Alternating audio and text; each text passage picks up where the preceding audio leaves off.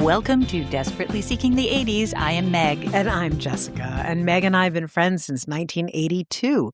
We got through middle school and high school together here in New York City, where we still live. And where we podcast about New York City in the 80s. I do Ripped from the Headlines. And I do pop culture. So should we tell people what they are actually saving the date for? I believe we should. All right. Last week, we told y'all that you needed to save May 14th, 7 p.m. to 9:30 p.m. because we had a big announcement, and the announcement is we're having a party. We are having a party to celebrate our 50,000th download. A lot of downloads. It's kind of amazing, kind of shocking. And thank you. Thank you to everybody, whether you are here in New York City or, as we recently learned, Scotland, Vietnam, Finland, Ireland, Germany, Australia, England, Massachusetts. There are lots of places. Staten Island. And just a few people in the Bronx. What's up, Bronx? No love? Yeah, the Bronx. We're going to tell us how we can reach you. Right. Help us help you. What does the Bronx need from us? Well, we're going to find out, hopefully. But back to the party. The party is at KGB Bar in the East Village at the Red Room. And we have talked so much about New York City nightlife in the 80s. We're just sort of pulling together a little slice of what that was like on May 14th. So come on down, and you too might wind up behind a velvet rope for a little longer than you wanted to be. Or maybe we'll let you ride it.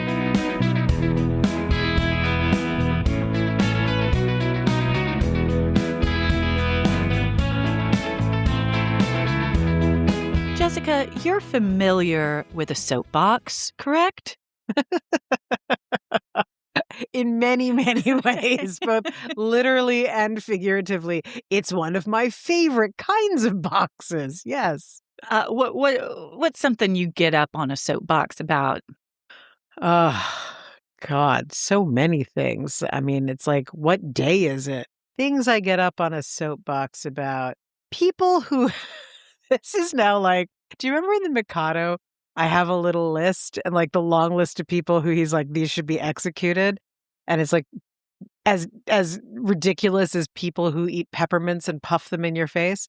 So I don't like people who, it's a lot of like public space stuff. So like I don't like people who are on the subway and listening at full blast to whatever their music or their game or their film or whatever it is. I don't like the people who drag race on these weird little ATVs down Lexington Avenue, and they roar so loudly that Alfie wakes up in the night and farts in surprise. Oh my God. Like, these are the things I don't need. But of course, I also, on my soapbox, because I love to be on a soapbox, I'm not a big fan of people who get on soapboxes. Oh.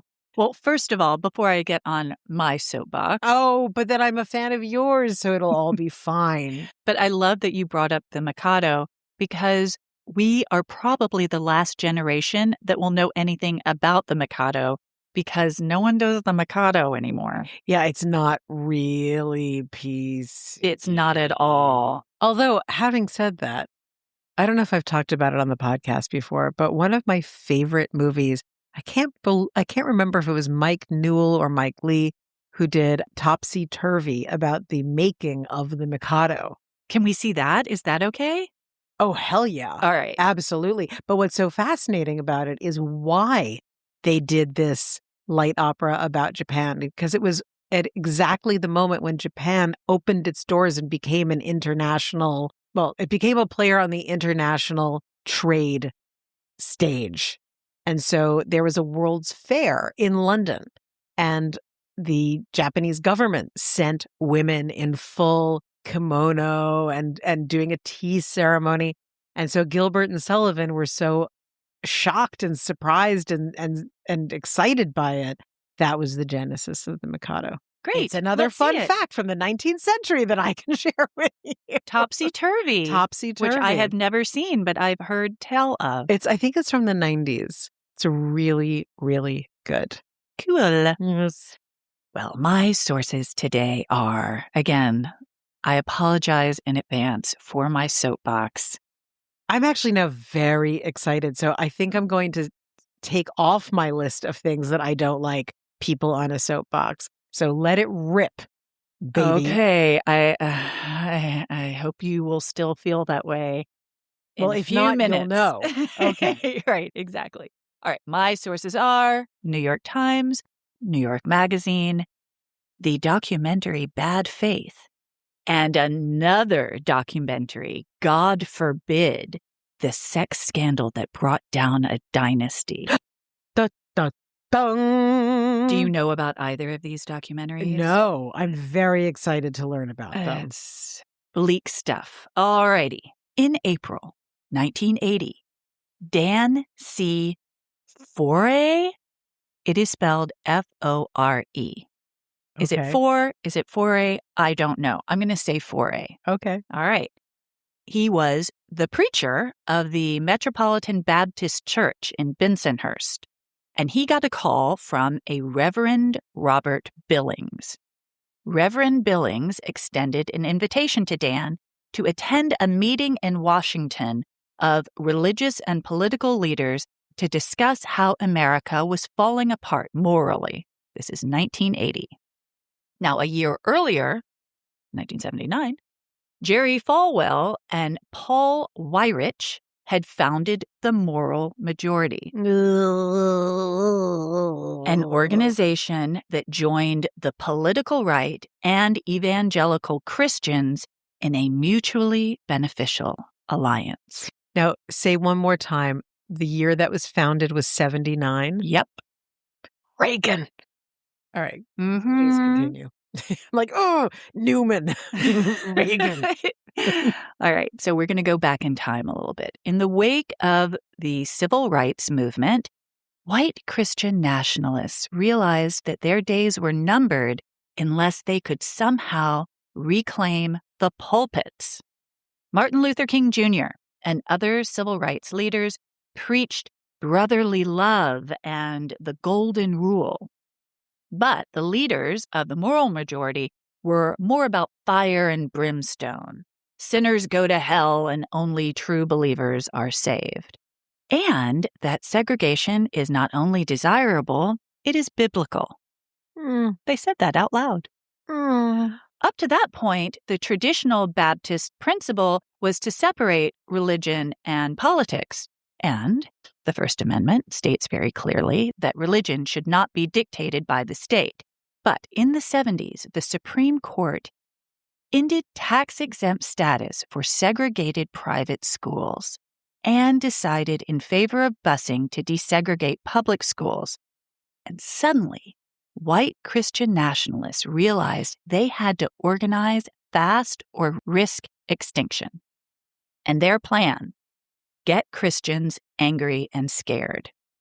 Now, they knew that the overt message of pro-white supremacy was not going to coalesce the numbers they needed. It was somewhat out of vogue after the civil rights movement, so they workshopped other rallying cries.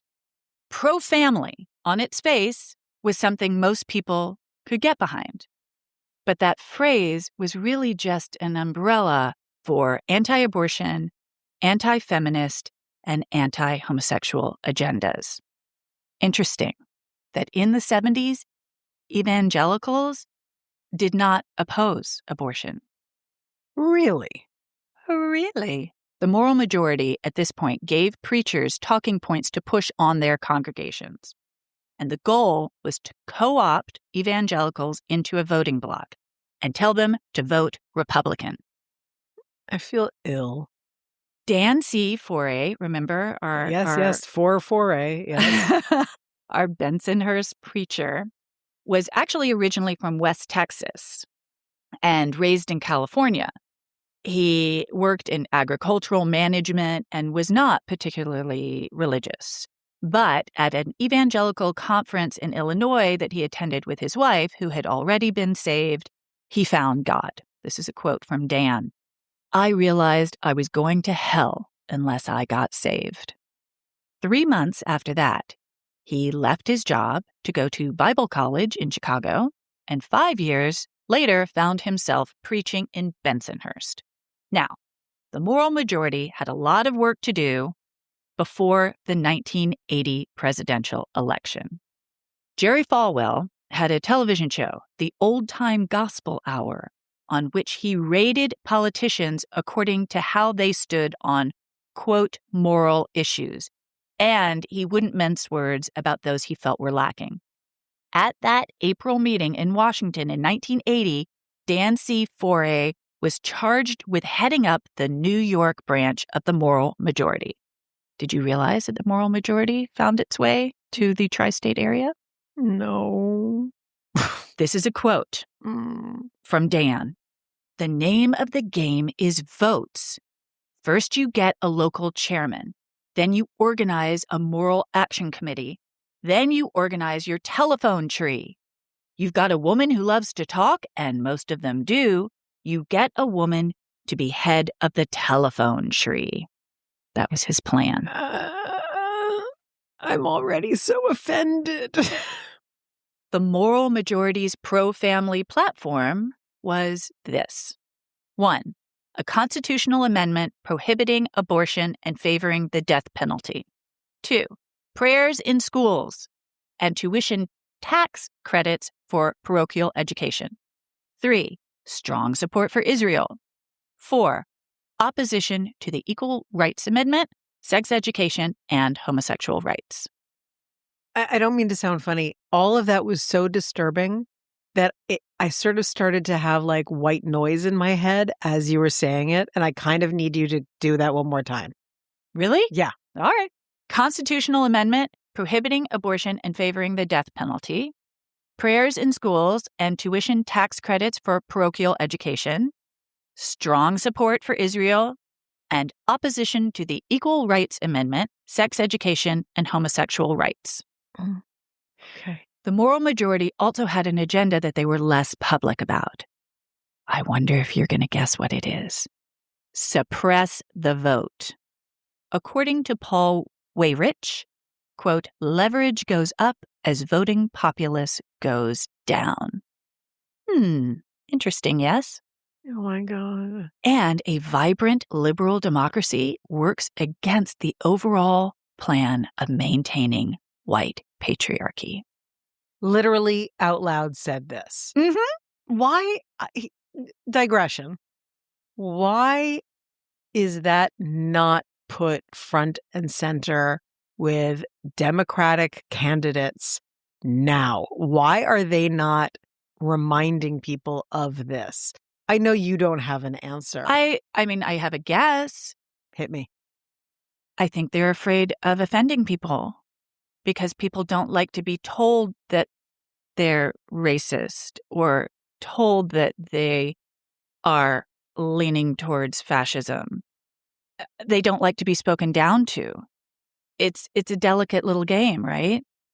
I think that the way that you just said it is so factual that there's no shaming. There was a very specific, calculated, like this has been happening since 1979.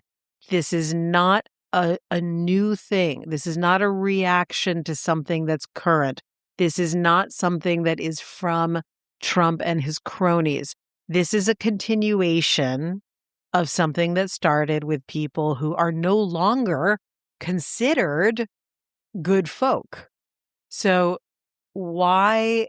Yep, there I was about to get on a soapbox. Please continue. I will. With no time to lose, Dan Forey started appearing on radio shows and staging debates with feminists and members of the ACLU. He claimed the moral majority was a non-denominational political lobbying group, but he would frequently hold the Bible over his head, claiming that society was damned unless it conformed to the Word of God in the way that he interpreted it. Mm-hmm. This is a quote. In New York, a lot of times you have to speak before very intellectual type crowds. I try not to get caught up in big words and complicated messages. I believe simplicity is profundity. I prepare for these meetings by studying appropriate passages in the Bible. If it's going to be a meeting about abortion, I try to bring it back into a spiritual box. If it's on obscenity, I do the same. If it's on homosexuality, the same. I always try to put what I'm saying into a spiritual box. Can we put him in a spiritual box? Is that okay? But other New York religious leaders were unimpressed. This is a quote from Rabbi Balfour Brickner. What an intellectual cretin he is! He has a skimpy, undereducated, distinctly Protestant fundamentalist view of the Bible and absolutely no knowledge of the Old Testament. The man didn't even know that the King James Version was a translation of a translation of a translation. I asked him on the radio what language the Bible was written in originally, and he didn't know. His kind of religion is designed to keep the American people spiritually infantile. I don't know why the press is so interested in him. And that was Rabbi Balfour Brickner. Love him. Mm-hmm. The New York politicians weren't very impressed either. About the moral majority, Republican Senator Alphonse D'Amato said, quote, I don't take them very seriously. They don't have any great leverage in this state. I think the more they pontificate, the more foolish they seem, and eventually a tide of revulsion will overtake them. Now, D'Amato wasn't wrong about Dan Foray in particular. While he was able to get a chorus of amens from a crowd while condemning the evils of communism, he also stuck his foot in his mouth 2 very impactful times. When Rabbi Alexander Schindler suggested Dan Foray and the moral majority was helping to foster religious anti-tolerance, Dan countered, quote, I love the Jewish people deeply. God has given them talents he did not give others. They are his chosen people. Jews have a God-given ability to make money, almost a supernatural ability to make money. They control the media. They control this city. That did not go over well. I wish my face could see right now. Oh my God. The guilelessness of it is what's like, what the... And when people rightfully went, what the fuck did you just say? He was like, I meant it as a compliment. He then claimed... It's like, you're not as ugly as I thought you were. It's a compliment. What are you upset about? He then claimed Roman Catholics were not really Christians in the eyes of God. You know, there are a lot of Jewish people and a lot of Catholics in New York. Big mistake. Big mistake. Oh. He had been given this golden opportunity to bring together right-leaning religious groups with their mutual distaste of homosexuality and abortion. But not reading the New York City Room, he offended them beyond repair. It's almost masterful. A master stroke from Mr. Foray. Jerry Falwell and Paul Weyrich pulled Dan Foray out of New York and pretty much gave up on the moral majority planting its flag in the tri-state area. But even though the moral majority disbanded in 1989, the movement and the strategies that put it in power in the 1980s have been hard at work ever since. Once oil billionaires and military contractors joined the unholy alliance, because of no taxes, no regulations, this gave strength to the Heritage Foundation, Project 2025, Turning Point USA, the MAGA movement, and groups like the Proud Boys, all born from the moral majority's dream of a white Christian nationalist country. Any idea of where Dan Foray is now? I do know. And? I read his obituary. That's a great way to begin. Well, he's not here. I think he went to Tennessee or West Virginia. I'm not sure, but he went to a more accepting area. And his obituary and the comments, when you find the obituary that people can write in, are glowing.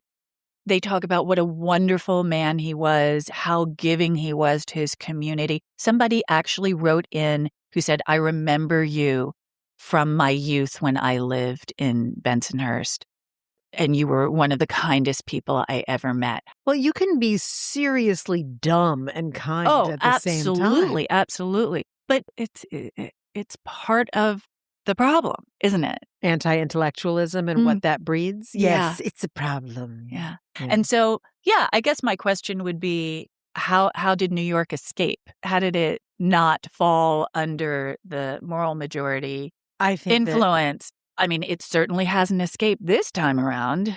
What do you mean? They walk amongst us. I mean, MAGA people are everywhere. Yes, but they haven't captured New York City politically. I know that they walk amongst us, but it hasn't swept away who we are. True. I think that the movement now has a hell of a lot more power than even when Reagan was in charge. Well, there's more money. I mean, the bottom line is billionaires. Mm-hmm. There are billionaires. And once you have individuals with that much money, so it's no longer about what super PAC can I have? What lobbyists do I need? I don't need shit. I'm one person with billions of dollars, and I will hammer away at whatever my message is that I want to get out there, or I will simply buy my way into XYZ, whatever. And, we're not going to talk about the Tea Party because that happens after the 80s, but there are a whole lot of people out there who really kind of don't mind the idea of an authoritarian government, which is crazy to me. I think that they don't. I mean, honestly, what I believe is that this is all the product of anti-intellectualism, of devaluing education, of the decay of the public education system. When you have people like, what's her name, Linda McMahon in charge of education. Like, I guess to answer your question, why didn't this happen in New York? New York and Los Angeles, they are uniquely places where people who are progressive and looking to express themselves go. So you have populations that are already seeking individuality. They're seeking anonymity to some degree. It's like, I just left my, tiny town in Arkansas where I'm going to get harangued and harassed and have the shit kicked out of me daily because I am fill in the blank, right? So these are people who are not conforming.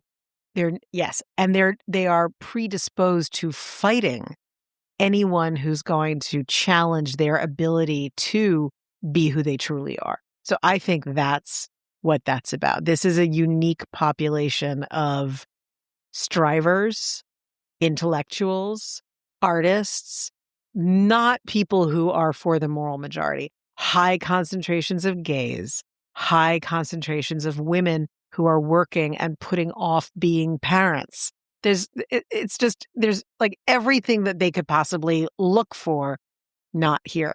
Interestingly, complete side note, but not.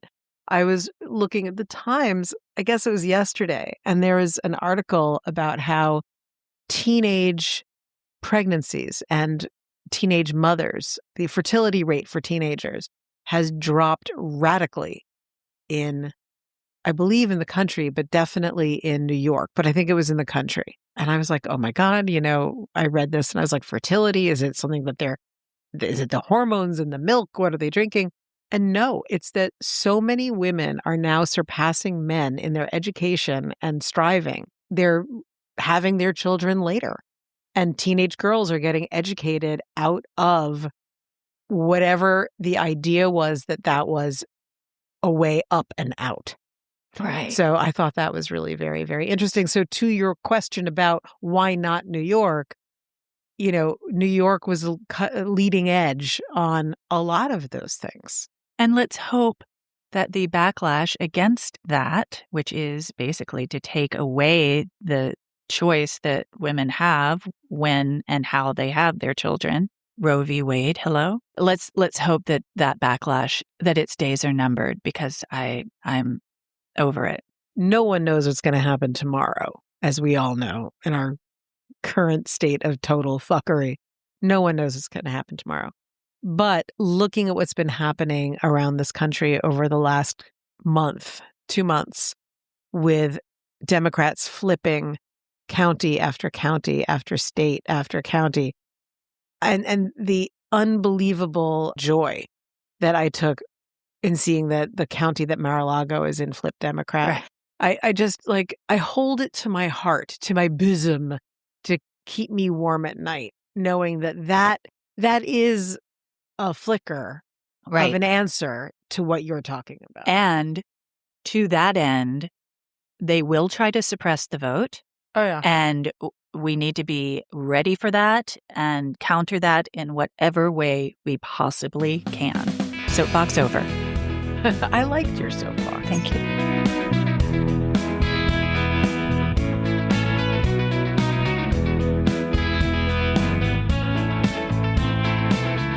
Are you a maximalist or a minimalist, Meg? Ooh.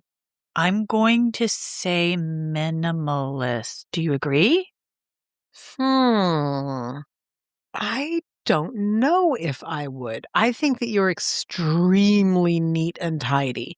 I think you are very, very good about that. Everything has a place. There's a place for everything.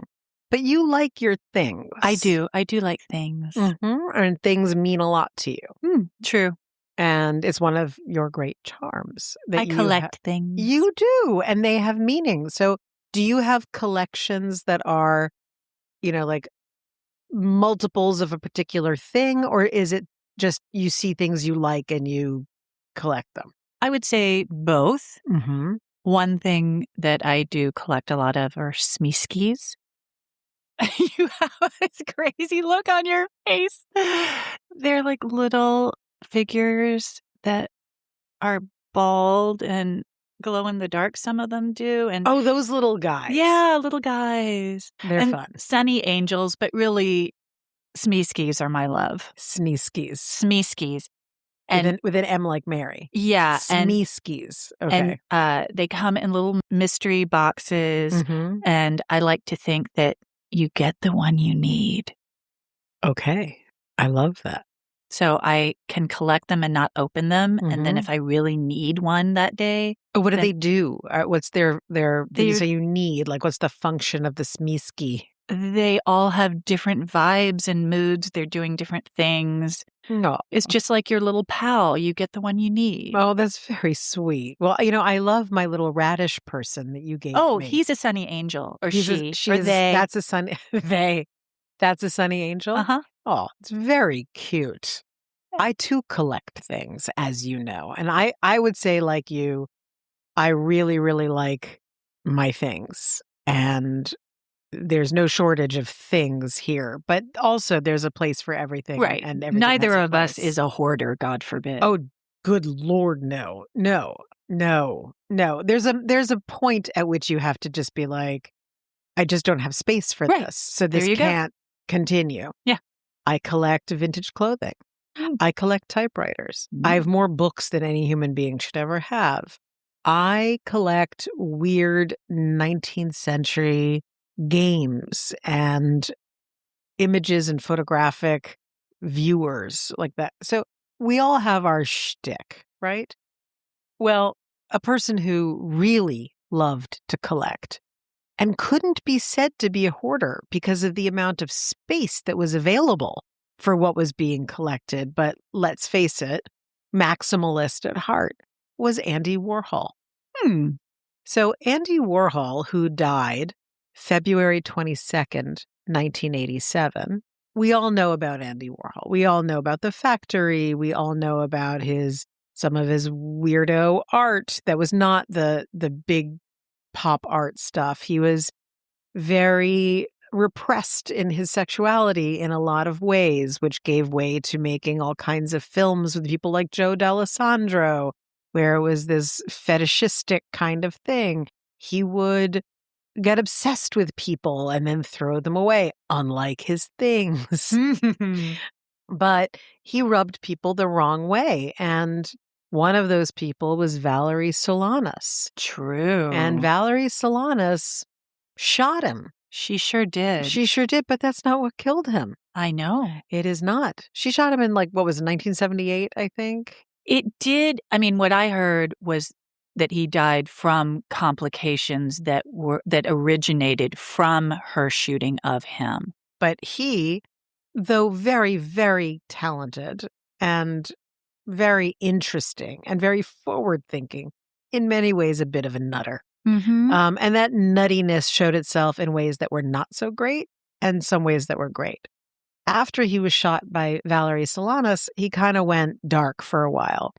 And then in the 80s, he resurrected basically by championing other artists, young artists, among them, as we all know, Jean-Michel Basquiat. But it was at that time in the 80s, so 1987, that he wound up having gallbladder problems, and he went in for what was considered to be a routine surgery and died of a heart attack on the table at New York Presbyterian, which was a shock. I remember that happening, and I remember thinking, oh, but he's so old, like whatever.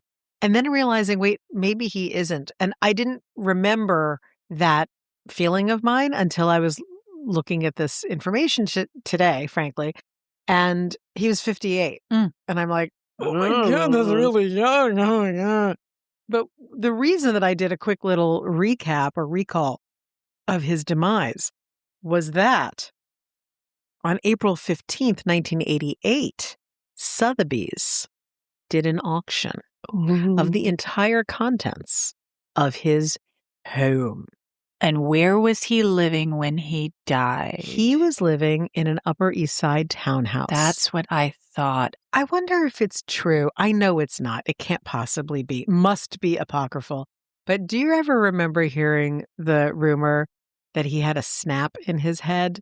And that's how the wig got snapped on? Oh, yes. Yeah. Yeah, that was a good one. So Sotheby's got the great, unbelievable good fortune of doing the Andy Warhol auction. And what was so bananas about that auction is that, you know, his vibe was this sort of minimalist, super restrained thing where it was, you know, about him focusing on other people. It wasn't stuff. But no, first off, his townhouse, I think it was on East 68th Street, super bourgeois.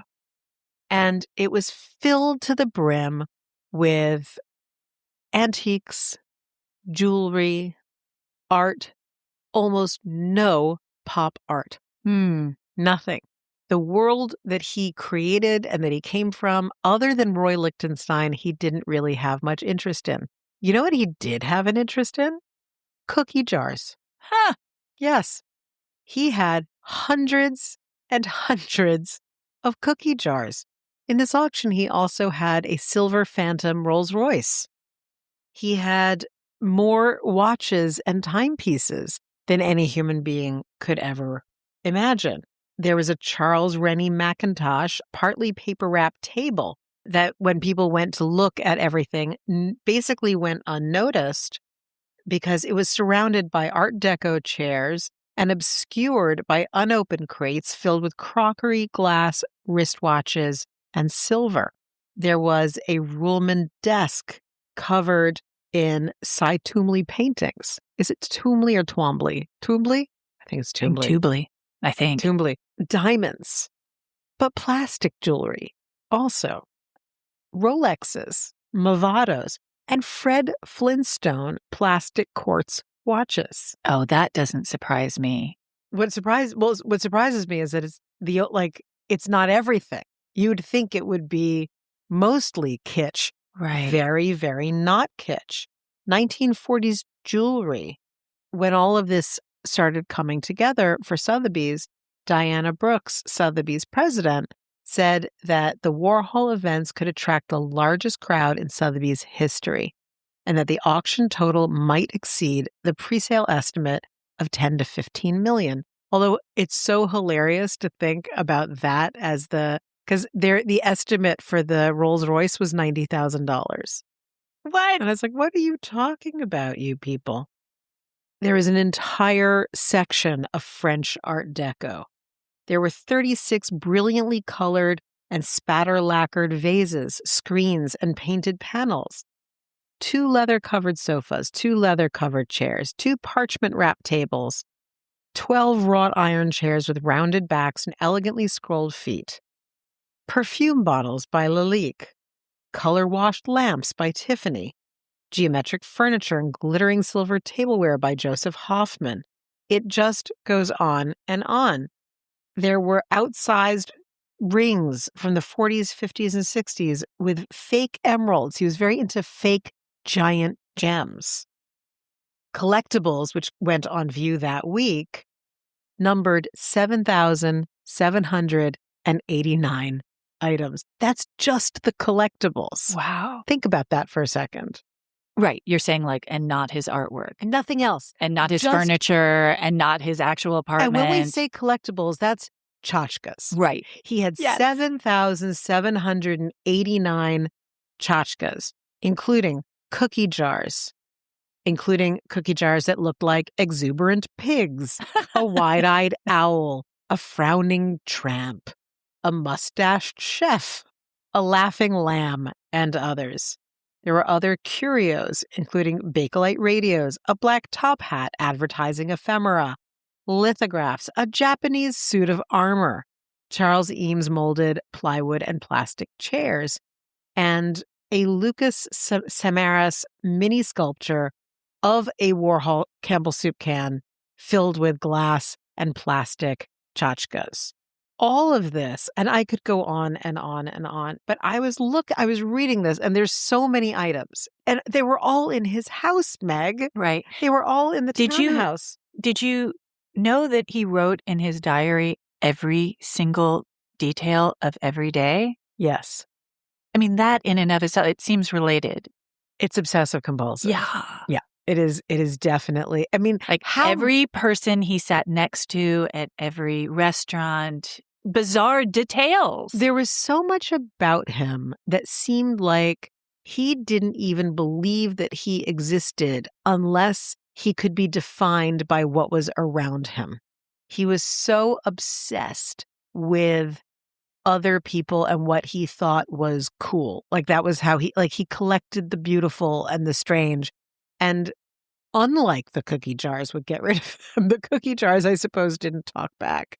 And I can't believe that it was all an act, but he seemed so empty, and that the observation and the stuff gave him his value. And, there is so much that he wrote and others have written about him that he was, he really felt that he was wildly unattractive. He thought he was incredibly ugly.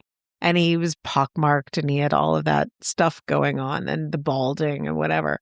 I think that with the wig, and the glasses and the uniform, that's the ultimate armor. So the Japanese suit of armor, I was also like, ooh, it says so much. Look at that.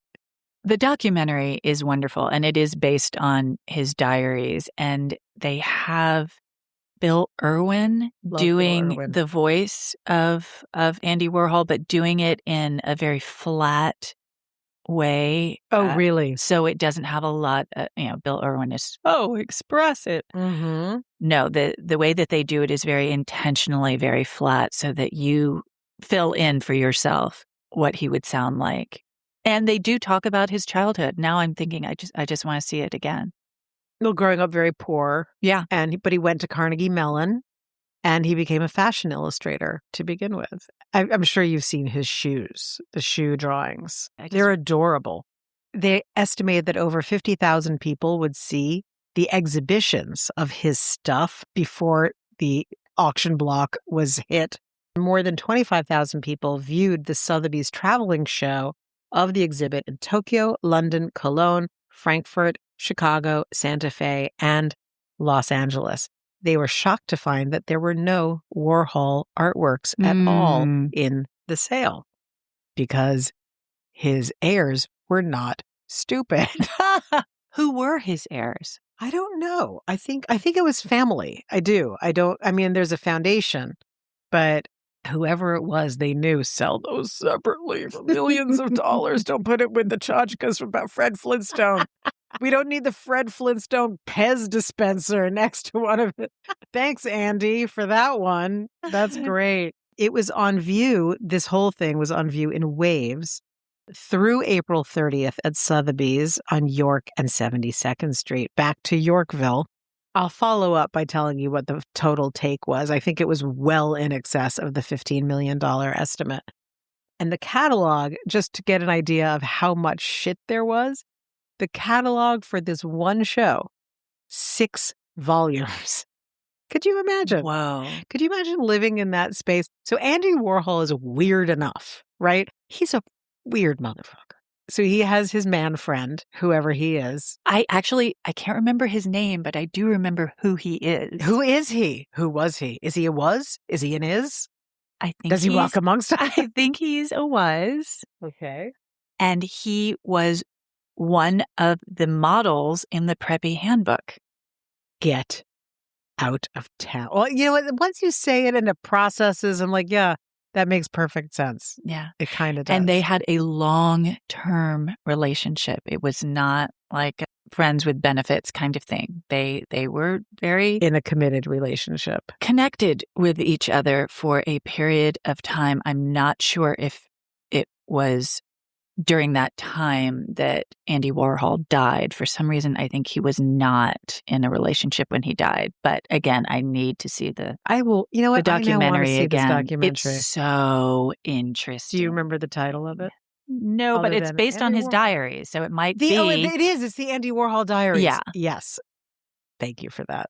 So I just, I read this and I was thinking about him and I was thinking, this is again one of these like, as a New Yorker, you grow up here, you walk around the streets, you see people who in a million years, other people would be like, that person doesn't even really exist. That's just a fantasy of an idea. And there they are. And Andy Warhol, I think, continues to fascinate because nothing about him was overt. Everything was hidden, but careful. What you did see was so carefully designed to be viewed. He was so curated, one might say. I know. I always try to avoid saying. Sorry. I'll say it for you. That's okay. Thank you. It was intentional. Everything about him was so intentional. And so it really just caught my fancy about reading, about this particular Sotheby's auction was nothing was private. So after his death, this incredibly careful intentionality was suddenly laid out on giant tables in his own home.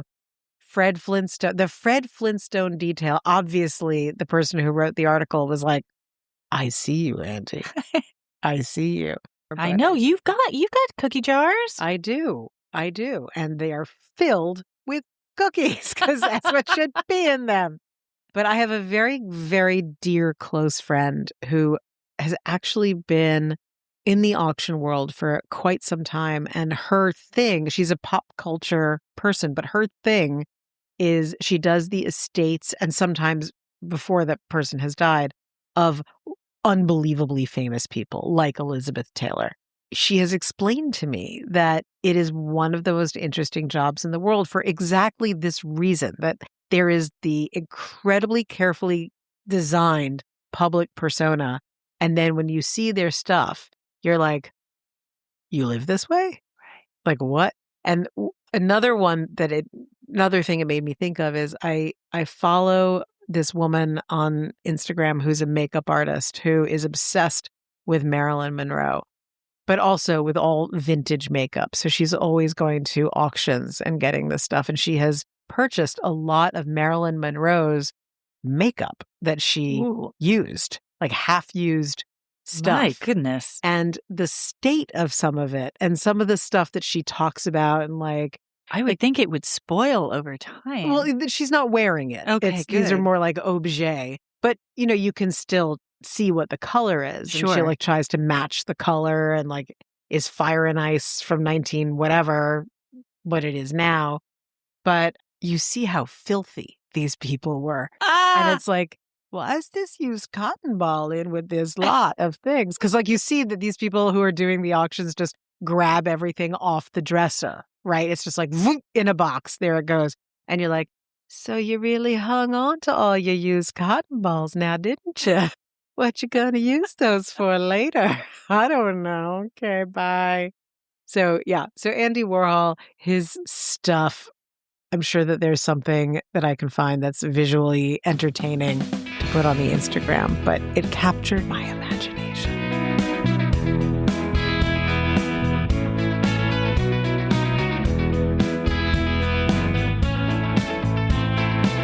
So I have a tie-in. I'm very excited. We both did stories that were partly based on documentaries. Oh my God, that's a really good one. The Andy Warhol Diaries, which I want to go and watch again, and God Forbid, the sex scandal that brought down a dynasty, which is about Jerry Falwell Jr. and how he liked to watch his wife have sex with a pool boy. Can't we just say cuck like normal people? And you need to watch this because unlike other documentaries about the moral majority and all the power, yuck. all the yuck, all the unholy alliance that we see around us, the dynasty does fall. And there's something about that that's incredibly entertaining because it's also a sex scandal. So please, it's please all do the things it. that you hope will happen to these people. Yes, there is hope. Marvelous. God forbid.